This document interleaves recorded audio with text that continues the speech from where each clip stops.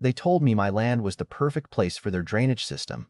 They said it like they were giving me a compliment, like I should feel honored that a $30 million development needed something for my little family farm. But what they really meant was this. They had a problem, and they decided my property was the cheapest solution. My name is Ethan Walker. I am 54 years old, and I have spent my entire life on the same stretch of land outside of Brookfield, Iowa. The same land my grandfather bought back in 1976 when it was nothing but open fields, muddy roads, and a dream that one day our family would have something to pass down. For nearly 50 years, my family grew corn and soybeans there, watched seasons come and go, fixed fences in the cold, and learned every inch of that ground the way some people know the streets of their hometown. That farm was never just dirt to me. It was where my grandfather taught me how to drive a tractor, where my father showed me how to read the weather, and where I buried my old dog beneath an oak tree after 16 good years together. Then, one day, everything changed when Horizon Ridge Estates came to town. They were building a massive housing project next to my property. 304 fee homes with expensive landscaping, private streets, and a sales team promising families a modern country lifestyle. Funny thing about those advertisements, they always showed the beautiful sunsets and quiet fields, but they never showed the muddy construction sites or the problems they were creating behind the scenes. The company executives came in wearing clean suits and expensive watches, talking about progress and growth like those words automatically made everything they did acceptable. I met their president, a man named Victor Langley, in a small conference room near the construction site. He looked like the kind of person who had never had to fix anything himself. His shoes probably cost more than my first truck. He smiled, shook my hand, and said, "Mr. Walker, your property is actually a very important piece of our infrastructure plan."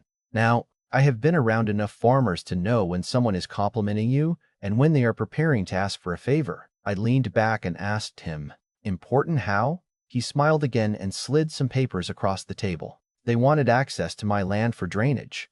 They explained that because of the natural shape of the area, water naturally moved toward my property. According to them, it was the most logical place to direct runoff from their development. They used words like efficient, necessary, and mutually beneficial. But what I heard was simple. They wanted my farm to become their storm drain. I told them I was not interested. Victor looked surprised, almost confused, like he could not understand why someone would say no to a company like his. He said, "We are not asking you to give anything away. We are creating a partnership." I almost laughed because I knew exactly what partnership meant in situations like that. It meant they made the decisions and I accepted the consequences. I thought that was the end of it. I was wrong.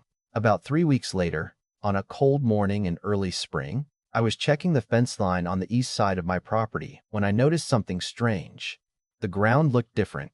The grass was torn up. Fresh dirt stretched along my border for what looked like hundreds of yards. At first, I thought maybe they had made a mistake and crossed the line. Then I saw them, 12 massive concrete drainage pipes sitting in the dirt, each one nearly 4 feet wide, brand new, waiting to move water straight toward my land. I stood there for a few minutes just staring at them because honestly, my first thought was that there had to be some misunderstanding. Nobody would be reckless enough to build something that big without permission. That was when I decided to stop guessing and start checking. That night, I pulled the development records, permits, and engineering documents. What I found made my stomach drop. The drainage system was valued at over $4 million, and the entire design depended on one thing: my property. There was a note buried in the paperwork that said owner consent pending. Pending, not approved, not signed. Pending. They had already started building a system on the assumption that I would eventually surrender. They had poured foundations, started framing homes, and even sold some properties. They had gambled that I would be too small, too tired, or too intimidated to fight back. They had looked at my farm and saw an obstacle. They had no idea they had just handed me the one thing they needed most. I spent the next few days doing something I have learned to do my entire life on a farm. I gathered facts. Farmers do not survive by guessing. You check the weather, you check the equipment, you check the numbers, because one small mistake can cost you an entire season. So I did the same thing with Horizon Ridge Estates. I hired an independent surveyor, a man named Caleb Morrison, who had been mapping land in our county for more than 30 years. When he arrived, he walked the property quietly, carrying his equipment across the fields while I followed behind. After a few hours, he looked at me and said something I will never forget. "Ethan, they picked your land because they knew exactly what they were doing." I asked him what he meant. He pointed toward the lower section of my property where the old creek bed ran through the trees. "This is the natural collection point for water in this entire area.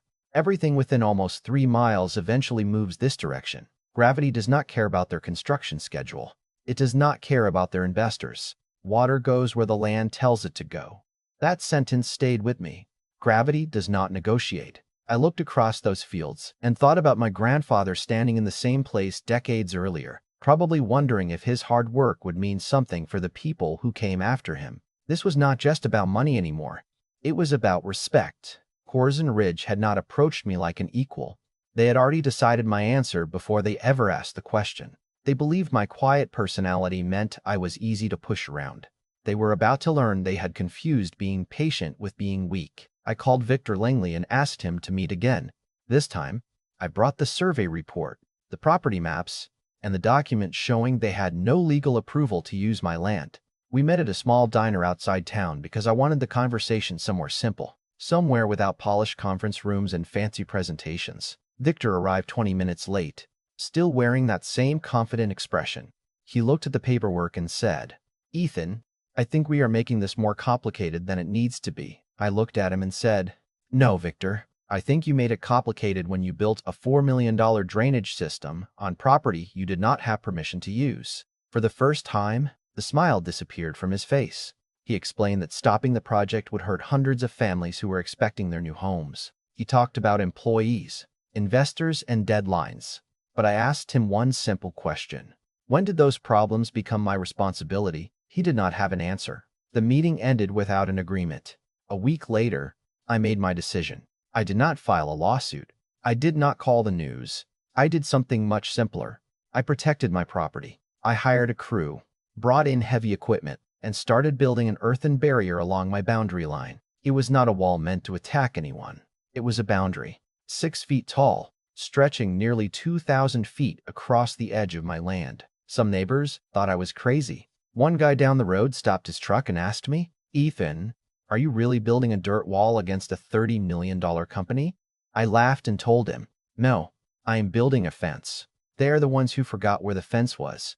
The work took 4 days. Every morning before sunrise, I was there watching the machines move the earth. There was something strangely peaceful about it. After weeks of stress, I finally felt like I was doing something instead of reacting to someone else's plan. Then came the storm. On the 5th day after we finished, the sky turned dark. The forecast called for heavy rain, but nobody expected what happened next. Over the next several hours, more than 2 inches of rain came down. I stood on my porch watching the water move across the fields, exactly the way Caleb had predicted. It followed the natural slope of the land, heading toward the drainage pipes Horizon Ridge had installed. But when the water reached my new barrier, it stopped, and on the other side of that barrier, their entire development began to reveal the mistake they had made. Their construction site turned into a massive field of mud. The same drainage system they had spent millions designing had nowhere to send the water. Foundations that were supposed to become homes sat surrounded by standing water. Equipment became stuck. Workers stopped moving. By the end of the day, parts of the construction site were buried under several feet of muddy water. The next morning, their site manager, Derek Collins, showed up at my driveway angry. He jumped out of his truck, walked toward me, and said, "Do you realize what you have done?"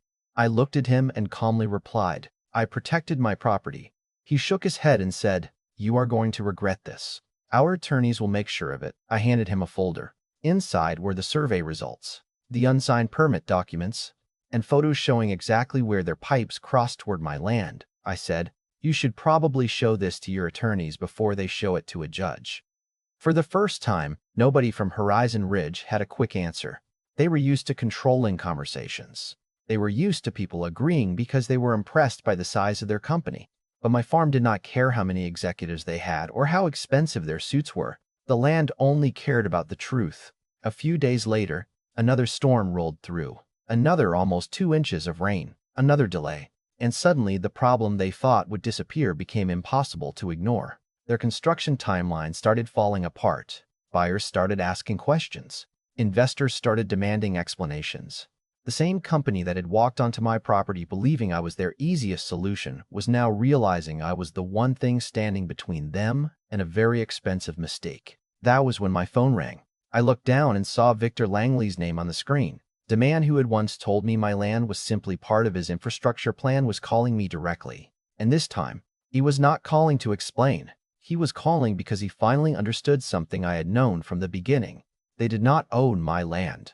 They needed it. Victor Langley asked if we could meet in person, not over email, not through his lawyers, not through some assistant calling on his behalf. He wanted to sit across from me at the same table where this whole thing started. And honestly, that told me more than any apology ever could. A man like Victor did not drive several hours just to have a conversation. He came because the situation had finally changed. For the first time since Horizon Ridge arrived in our town, he was not the person with all the leverage. I was. When he pulled into my driveway that afternoon, I watched from the window for a moment. The first time I met him, he walked into a meeting room wearing polished shoes that probably cost more than the tractor tire sitting in my barn. He talked about development, investment, and progress like those words gave him permission to decide what happened to everyone around him. But this time, things looked different. He stepped out of his vehicle wearing old work boots covered in mud from the construction site. Maybe he wore them because he wanted to make a point. Maybe he finally realized that showing up on a farm in expensive shoes was the wrong message. Either way, I noticed. We walked into my kitchen, and he sat down at the same wooden table my grandfather built by hand more than 40 years earlier. That table had seen everything. Family dinners, holiday conversations, tough decisions, and now, a negotiation that could determine the future of an entire housing development. Victor looked around at the old photographs hanging on the wall, pictures of my grandfather standing beside the first tractor he ever owned, pictures of my father during harvest season, pictures of me as a kid, standing in a field that looked almost exactly the same as it did today. For a few seconds, he did not look like a CEO managing a project. He looked like someone finally seeing the human side of the problem. He placed a folder on the table and said, "Ethan, I think we need to find a way to make this work." I looked at him and said, "Victor, I've been trying to make it work since the day I found your pipes on my property. The difference is, you wanted me to make it work for you." He stayed quiet. Then he opened the folder. What would it take?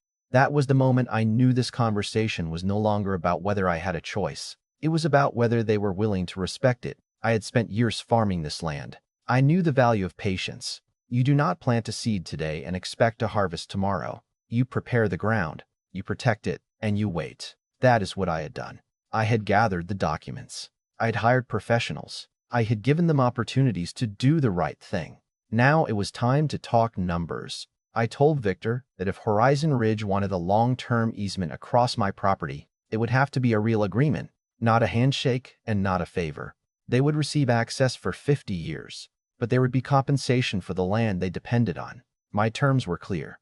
$1.75 million up front, monthly payments for the continued use of the easement, complete approval rights over any future modifications to the drainage system, a $5 million liability policy protecting my property from damage, and a daily penalty if they violated the agreement. Victor looked through the pages slowly. He did not rush. He did not interrupt. Then he looked up and said, "Heaton, do you understand that most people would have accepted our original offer?" I smiled a little because I had heard that argument before. Most people were not being asked to solve a problem they did not create, I told him. Your company bought the land next door. Your company designed the drainage system. Your company made the decision to build before getting my permission. I am not stopping your project. I am simply refusing to let my property become your backup plan for free. That was the first time I saw Victor stop trying to control the conversation. He leaned back in the chair and stared at the paperwork. Maybe he was frustrated. Maybe he was calculating the cost. But I think somewhere in that moment, he understood something. The farm owner sitting across from him was not an obstacle. He was the person who held the solution. Victor left that afternoon without signing anything. I honestly did not know what would happen next. Part of me expected another legal threat, another letter from attorneys, another attempt to pressure me into backing down. But instead, the waiting game began. Every day Horizon Ridge waited. Money disappeared. Contractors still had schedules. Buyers still had questions.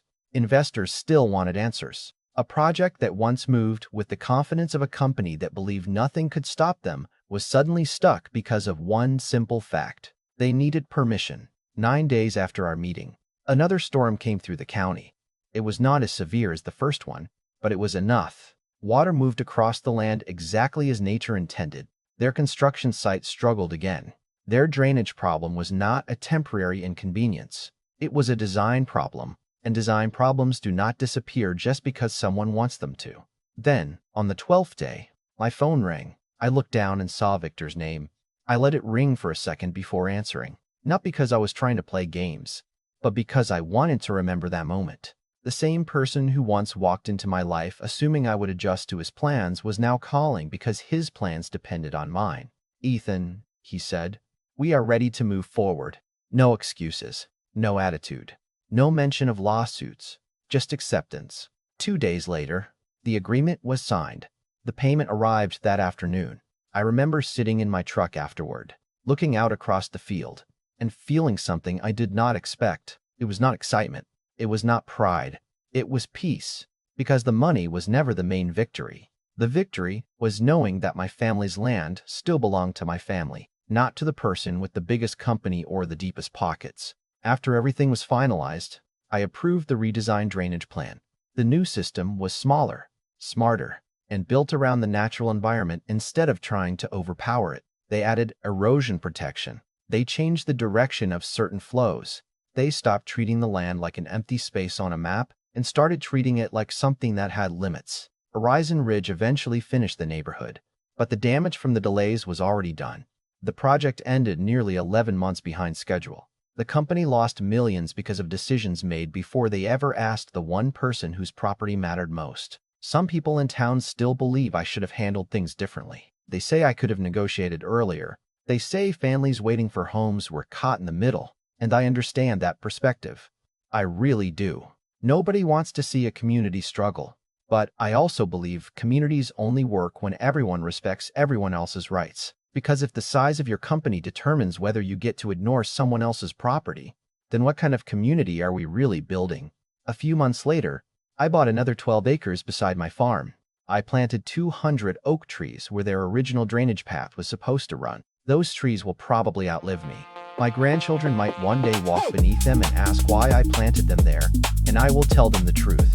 I will tell them that there was a time when someone looked at this land and only saw a solution to their problem. But I saw something different. I saw history. I saw responsibility. I saw something worth protecting. The old earthen barrier is still there today. Some people call it a wall. I call it a reminder. A reminder that being patient does not mean being powerless. A reminder that kindness does not mean surrender. And a reminder that sometimes the person standing on the smallest piece of land can have the biggest voice in the room. So now I want to hear what you think. If you were in my position, and a $30 million company needed your property to save their entire project, would you have charged what I charged? Would you have accepted less because it helped the community? Or would you have demanded full protection for your land? Was I standing up for property rights? Or did I take things too far? Let me know your thoughts in the comments, because situations like this are never just about money. They are about fairness, responsibility, and where we draw the line between helping our neighbors and allowing them to take advantage of us.